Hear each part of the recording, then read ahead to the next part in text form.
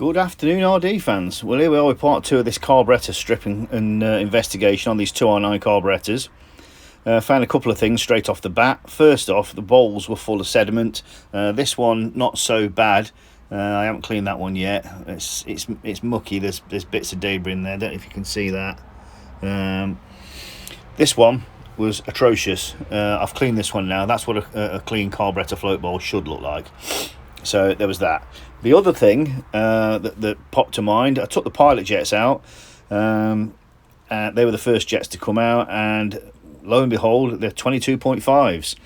Well, this bike should have 25s in it. 400 E and F should, with the 2R9 carbs, should have 25 pilot jets. The pilot jets were blocked as well, so that wouldn't help, but it's largely academic because we're going to need the correct jets. So 225 pilot jets required there. Next, onto the slides and needles. We've got the correct slides, which is good to see. However, the needles, well, one's on clip position 4, one's on clip position 3, so somebody's been Coco the Clown there for a bit. God knows what's going on there. Unfortunately, they're 5L3 needles, which are not the correct needles. The correct needles being 5J6. These are typically fitted to a 250. So yeah, it's going to need a pair of needles. Now, the 5J6 needles are really hard to get hold of, practically non-existent really now. So we might be looking at some keister needles to replace these. I'll have to discuss that with the customer. But yeah, so next thing, air correction, air passageways. You know, bit of a tip. Everybody who strips carburetors, the first thing they want to do is clean all the jets out. They want to make sure there's fuel flowing through the float valve. They clean the jets and they go, happy days, that's it, great, and throw them back together. And they've still got problems because they don't pay attention to the air correction system.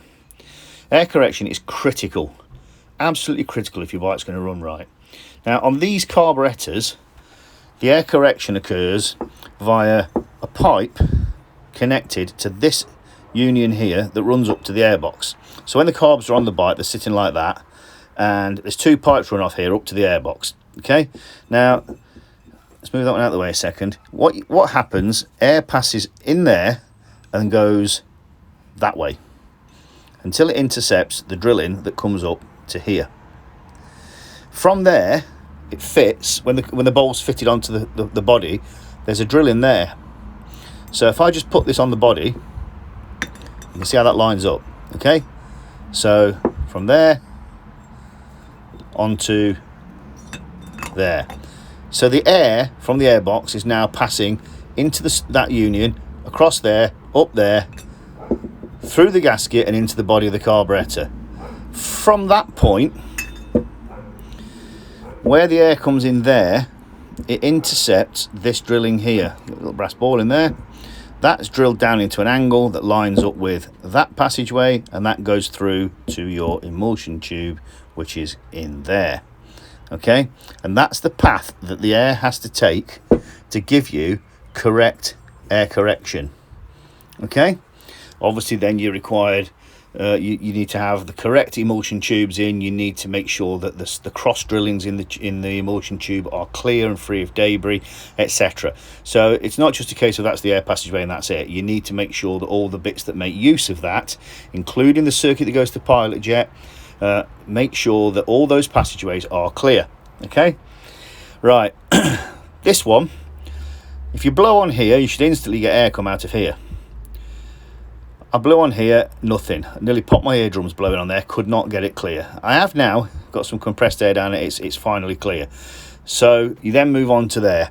We've got airflow through there into the emulsion tube, so I know that's all good. This one, as you can see, I haven't started on this one yet, but looking at the colour of those jets, it's a bit discoloured. It looks to me like they've been sat in some old petrol for quite a while, so I'm suspecting that one's going to be even worse. Don't like the colour of that at all.